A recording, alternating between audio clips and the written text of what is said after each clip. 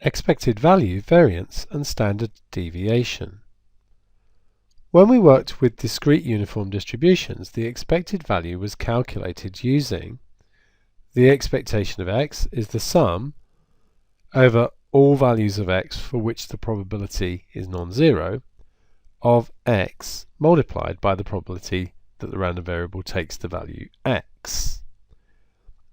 Clearly what we have now is an infinite sum, and we know that integration is the result of an infinite sum.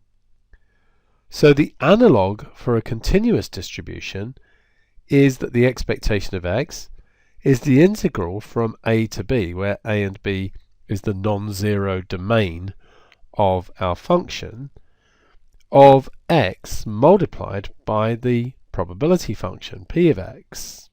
Notice how similar these are.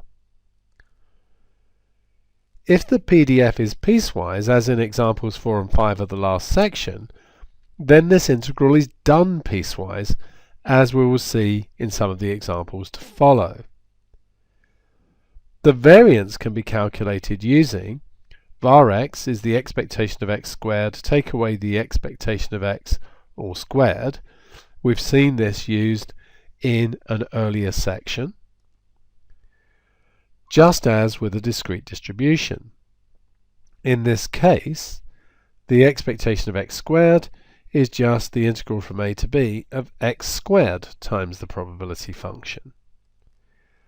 Alternatively, we can use that var x is the integral from a to b of the probability function multiplied by x minus mu all squared.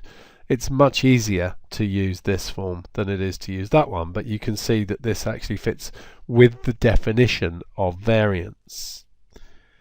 As usual, the standard deviation is just simply the square root of the variance.